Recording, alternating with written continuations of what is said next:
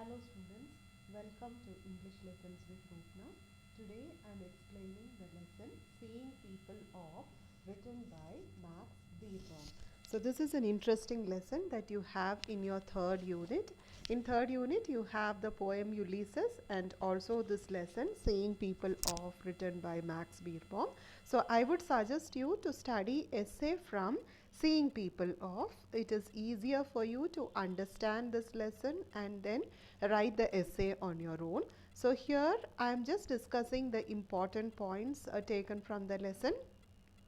I'll upload another video reading the lesson as it is. So if you haven't read the lesson, go and read the lesson from the textbook. If you do not own a copy, you can also visit my website. In that I have added the PDF of the lesson as it is. So to read the prose, you can follow the link that I have given in the description box. You go to the URL, you get all the lessons in your textbook, the English turf there in the website, and then you also have grammar topics and vocabulary topics discussed in my website. Now let's move on to the lesson Seeing People Off written by Max Beerbohm. Max Beerbohm is an English writer and a caricaturist. He is popular for his witty essays. He also worked as a drama critic and a radio broadcaster. This is a really interesting lesson. We never would imagine such a situation. The lesson begins at a very general situation, the awkwardness that people generally face when your dear ones are departing you for a longer period of time. You might have also faced these kinds of situations when you have come from your 10th class to intermediate. You might have said bye bye to a lot of your friends who had been there with you for a quite long period of time. Okay, so we feel very sad when we say bye bye to our loved ones. If you are saying bye bye to your parents and then coming to the hostel, we feel very sad during that occasion. So we cannot avoid such kinds of situations. So the author is also discussing about that kind of an embarrassing situation when he had to say bye bye to one of his dearest friend. During the course of time, we understand another reality from the same environment. Okay, so let us discuss the lesson. I'll also explain in Telugu. Second paragraph. In Seeing People Off, Max Beerbohm talks about the awkwardness people generally face while bidding goodbye to our dearest ones while they are going to faraway places. మీ relatives, మీ dear ones, మీ friends అందరూ మిమ్మల్ని వదిలేసుకొని ఎక్కడో పోయి ఉంటుంది కదా. They might have gone for higher studies to far away places. They might have got married off and went to different places. Okay, so that departure is tough for us because we are all human. We have so much of love for our dear ones, and when they go away from us, we feel very sad. So ఇక్కడ కూడా ఈయన friend దూరంగా ఎక్కడికో వెళ్తున్నాడు. So ఆ example site చేసుకొని ఇలాంటి situations ఎంత బాధాకరంగా ఉంటుంది అనేది ఆథర్ చెప్తున్నాడు. People generally turn up at railway stations if the friend is dearer, the journey is longer, and the likely absence is longer. So me friend కూడా ఎక్కడికైనా దూరం హైయర్ స్టడీస్కి వెళ్తుంటే లేదంటే ఏమైనా జాబ్కి వెళ్తుంటే మీరు కూడా వెంటనే రైల్వే స్టేషన్లో బాయ్ బాయ్ చెప్పడానికి వెళ్తారు కదా. సో అక్కడ వెళ్ళిన తర్వాత సిచ్యువేషన్ ఎలా ఉంటుంది, మనం బాగా సాడ్గా ఉన్నాము, ఏం మాట్లాడడానికి రాదు, ఇంకా ఏదో మాట్లాడాలంటే కూడా ఉట్టిగా మాట్లాడాలా అని ఏదో కొన్ని నామినల్గా సెంటెన్సెస్ చెప్తాము. ఓకే, సో అలాంటి సేమ్ సిచ్యువేషనే రైటర్ కూడా ఎక్స్ప్లెయిన్ చేస్తున్నారు. However, such moments are usually sad. Even if departing friend asks us not to come to the railway station, people go for leave taking. There is no meaningful conversation. People talk to the departing friend just for the sake of talking. So ఏంటి వీళ్ళ friends రాకూడదు అని చెప్తే కూడా ఏం చేస్తారు, bye bye చెప్పడానికి వెళ్ళిపోతాడు. వెళ్ళలేదంటే మళ్ళీ ఆయన ఏమనుకుంటారు, ఆయన పేరెంట్స్ ఏమనుకుంటారు అనేది మన మైండ్లో ఉంటుంది కదా. సో పొద్దునే అక్కడ ప్రజెంట్గా ఉన్నాము, ఇంకా ప్రజెంట్ అయిన తర్వాత ఏం ప్రాబ్లం ఉంటుంది, మీనింగ్ఫుల్గా ఏది మాట్లాడడానికి రాదు, ఎందుకంటే హార్ట్ చాలా హెవీగా ఉంటుంది, వర్డ్స్ ఏమీ బయటకు రాదు. People talk to the departing friend just for the sake of talking. ఇంకా ఏం మాట్లాడలేదంటే బాగుండదు కదా అని ఏదో ఒకటి ఉట్టిగా మాట్లాడతాము. The narrator recollect such an incident that happened in his life when his friend was going to America from Euston. So ఈ నెరేటర్ది ఫ్రెండ్ అమెరికా నుంచి ఎక్కడికి వెళ్తున్నారు, యూస్టన్కి వెళ్తున్నారు. సో అందరూ ఫ్రెండ్స్. దాని ముందు రోజు ఏంటి, ఒక ఫేర్వెల్ పార్టీ జరిగింది, అందరం కలిసాము, బాగా ఎంజాయ్ చేసుకున్నాము, అందరూ ఫేర్వెల్ పార్టీలో మాట్లాడాము, అన్నీ అయిపోయింది. కానీ నెక్స్ట్ డే ఈయన వెళ్తున్నారు రైల్వే స్టేషన్లో, అందరూ వెంటనే పోయి నిల్చుకున్నారు. They went right in the morning and they were all there in the railway station to bid farewell for him. All of them were self-conscious and his friend appeared to them as a stranger. అందరూ బాగా కాన్షియస్గా ఉన్నాము, ఏం మాట్లాడాలా, ఇంకా ఏదో ఒకటి మాట్లాడాలంటే కూడా కరెక్ట్గా వర్డ్స్ రావట్లేదు.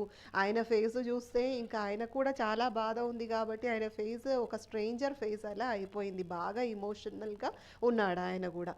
They made some routine conversation and the scene was emotionally tense. ఏదో రూటీన్గా మాట్లాడాలని మాట్లాడారు కానీ మీనింగ్ఫుల్గా ఏది మాట్లాడడానికి రావట్లేదు. Meanwhile, the writer noticed a middle-aged man from the platform talking earnestly to a young lady in the train. So, కొంచెం దీని నుంచి ఓకే కావాలని ఆయన ఏం చేశారు, ఇంకా పక్కన ఉన్న వాళ్ళని అంతా నోటీస్ చేస్తే అక్కడ ఎవరు ఉన్నారు, ఒక మిడిల్ ఏజ్డ్ మ్యాన్ ఉన్నారు. ఆయన ఎవరికి బాయ్ బాయ్ చెప్తున్నారు, ఒక యంగ్ లేడీ ట్రైన్లో ఉంది, ఆమెకు బాయ్ బాయ్ చెప్తున్నాడు. సో వాళ్ళు ఫాదర్ డాటరా అనేది నాకు డౌట్ వస్తుంది, కానీ వాళ్ళు ఫాదర్ డాటర్ కాదు అనేది ఆయనకు అర్థమవుతుంది. ఎలా అర్థమవుతుంది, because the man looked like an English man and the young lady an American. ఆయన ఒక బ్రిటిష్ అనేది ఆయన లుక్స్ నుంచి అర్థమవుతుంది, ఇంకా యంగ్ లేడీ ఏంటి, అమెరికన్ అనేది కూడా అర్థమవుతుంది. So they are not father and daughter. Then what might be the relation they maintain. The man appeared to be a magnetic and familiar to the writer. ఆయన చాలా అట్రాక్టివ్గా అనిపిస్తున్నాడు, బాగా మంచి పర్సనాలిటీ ఉన్నట్టు ఈ రైటర్కి అనిపించింది. ఇంకా ఎక్కడో కలిసినట్టు కూడా ఉంది, but he's not able to recollect ఎక్కడ కలిసారు ఏంటి అనేది గుర్తు రావట్లేదు. Suddenly the writer could remember that the man was Hubert Le Ross. Suddenly he remembered, ఓ ఈయన హ్యూబర్ట్ రాస్ కదా అనేది అర్థమైంది. He had changed a lot. ఇప్పుడు ఆయన చూడడానికి చాలా డిఫరెంట్గా అనిపిస్తుంది కాబట్టి he was not able to recollect quickly. Le Ross was an excellent actor and a man of sober habit. So ఆయన ఎవరు, లే రాస్ అనే వ్యక్తి, ఆయన ఒక యాక్టర్, చాలా మంచి యాక్టర్, ఇంకా ఆయన క్యారెక్టర్ కూడా చాలా బాగుంటుంది, చాలా మంచి habit, calm and quiet person. It was 7 or 8 years ago that the writer met him for the last time, and then Leigh Rose had borrowed half a crown from the writer. So ఆయనను కలిసి 8 years అట్లా అవుతుంది. Last time కలిసినప్పుడు writer దగ్గర నుంచి ఆయన half a crown money borrow చేసినట్టు ఈయనకు గుర్తుంది. But he looked different when seen in the railway station. కానీ అప్పుడు చూసినప్పుడు ఈయన చూడడానికి చాలా డిఫరెంట్గా ఉంటే ఇప్పుడు ఈయన చాలా మారిపోయింది. 8 years అయిపోయింది కదా, so obviously it will be shown in your looks. He looked so prosperous and wild. He wore different kinds of clothes when compared to the fur coat that he used to wear earlier. ఇప్పుడు చూడడానికి చాలా ప్రాస్పరస్గా ఉన్నాడు, చాలా మంచిగా ఉన్నాడు, ఇంకా ఆయన ధరించిన కోటు కూడా ఇప్పుడు లేదు. అప్పుడు ఆయన వేరే టైప్ ఆఫ్ డ్రెస్సెస్ వేస్తుంటుంటే, కానీ ఇప్పుడైతే ఆయన వేసిన డ్రెస్ కూడా చాలా డిఫరెంట్గా అనిపిస్తుంది, అందుకే ఈజీలీ రికగ్నైజ్ చేయడానికి కాలేదు. After seeing of his friend the writer met Le Ross. Le Ross was delighted to see the writer. He was very happy to see the writer because they are meeting after so many years. The man immediately returned half a crown to the writer. కానీ నిన్న కలిసినట్టు ఆయనకు గుర్తుంది, నేను ఈయనకు half a crown money ఇవ్వాలి కదా అని వెంటనే ఇచ్చేసిండు money. The writer was curious to know if the young lady was Le Ross friend. So వీళ్ళ బై బై సీన్ ఎలా ఉంటే చాలా అటాచ్డ్గా ఉన్న వాళ్ళు బాయ్ బాయ్ చెప్పినట్టు అనిపించింది. So the writer was very curious, మీకు ఎవరు అవుతారు ఆ లేడీ అనేది అడుగుతారు. Then he was taken aback to know that Leros had met the lady only that morning. But అక్కడ షాక్ ఏంటి, వాళ్ళు మధ్యలో ఏమీ రిలేషన్ లేదు. అండ్ ఈ పర్సన్, ఈ యాక్టర్ ఆ లేడీని ఆ రోజు పొద్దునే కలిసిందంట. But how come this man is not, writer is not able to digest the fact that there is no relation between both of them and they have just met the morning. He was a part of AASB, an association which supplies English friends to bid farewell for Americans for £5. So enti ikkada fun, actor is a part of an organization. That organization supplies people to bid farewell to your friends. ఇప్పుడు నాకు ఒక జర్నీకి వెళ్ళాలా, నాకు farewell చెప్పడానికి ఎవరు లేదు ఆ ప్లేస్లో అంటే నేనేం చేస్తాను, ఏఎస్బిలో పోయి పేరు ఇస్తాను, కొంచెం మనీ ఇస్తే వాళ్ళే ప్రొవైడ్ చేస్తారు పీపుల్ని. వాళ్ళు నా జర్నీ టైమ్, స్టేషన్ అన్నీ మెన్షన్ చేస్తే they will send people to say bye bye to me. Okay, so how this matter, many Americans did not have friends in England. So Americans ఇంగ్లాండ్కి వచ్చేటప్పుడు వాళ్ళకి అక్కడ క్లోజ్ ఫ్రెండ్స్ ఎవరు లేదు by bye చెప్పడానికి, రావడానికి. So literally they hire people from AASB to see them off. So వాళ్ళు ఏం చేస్తారు, ఈ ఏఏఎస్బి అనే ఆర్గనైజేషన్ని అప్రోచ్ చేస్తారు, మాకు ఇలా సీ ఆఫ్ చెప్పడానికి ఎవరైనా కావాలా, మేము మనీ పే చేస్తాను అనేది చెప్తే వాళ్ళు అరేంజ్ చేస్తారు సీ ఆఫ్ చేయడానికి పీపుల్ని.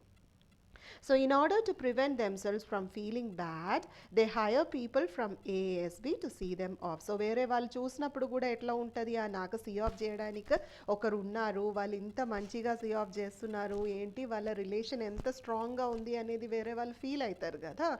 సో దానికోసం ఏం చేస్తాను, I will go and get enrolled in AASB అనే organization. People of AASB are adept in giving emotional see off. They are trained to give see off. Okay, so ఈయన ఒక actor కదా లేరోస్ అనేది, సో ఆ acting అనేది ఈయనకు ఒక advantage అయింది. సో ఆయన అక్కడ ఉన్న employee, so if he is allotted to see off a person, he will come and perform in such a way that they have a strong relation with the person who is traveling.